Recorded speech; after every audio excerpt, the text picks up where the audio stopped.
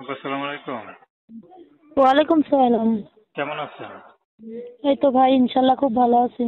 আপনার নাম কি? আমার নাম জি, আমার নাম লতা।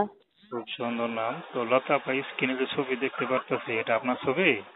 হ্যাঁ, এটা আমার ছবি। আচ্ছা, কি করেন আপনি?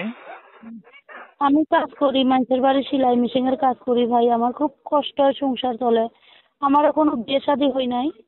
মনে করো আমার বয়সটা 18 বছর চলতেছে। আচ্ছা আচ্ছা, তো বাবা নাই? আমার বাবা নাই, আমার আম্মু আছে। বড় ভাই ঠাই নাই?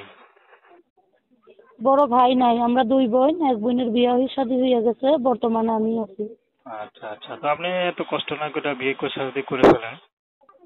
বিয়ে শাদী করার ইচ্ছা আছে, কিন্তু কেউ বিয়ে শাদী করার ইচ্ছা আছে তো চাইলাম, ভালো মনের মতন মানুষ না মিলে কি করে বিয়ে শাদী করব। আর অনেক যৌতুক চাই বলে বিয়ে শাদী করতে পারি না, এটাই আর কি। তো আম্মুটা আপনার অসহায়, বাবাটা নাই। আম্মুটা অসহায়, আমি যতক্ষণে কাজ করি সেতক্ষণে সংসার চলে। আপনার যে বড় বোন আছে, বড় বোনের হাজবেন্ড কি করে? বড় বোনের হাজবেন্ড সে রাজমিস্ত্রির কাজ করে। ও, তো তারা যে আপনাকে একটু সহযোগিতা করবে মনে হয় সে অবস্থাও নাই নাকি?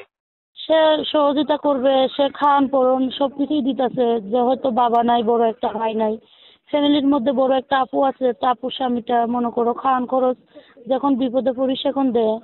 আচ্ছা আচ্ছা, তো তারপর আপনার মনে তেমন করেন অর্থ সম্পদ নাই। আপনার এই দুঃখের দিনে যদি কোনো বিবাহিত পুরুষ পাশে দাঁড়ায়, আপনি বিয়ে করবেন?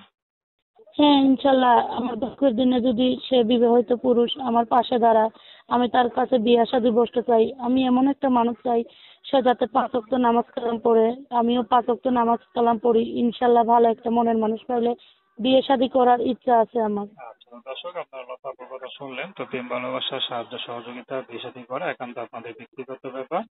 তো আসুন আমরা 5 ওয়াক্ত নামাজ পড়ি, সর্বদা দেশের সেবা করি। আপু ভালো থাকবেন।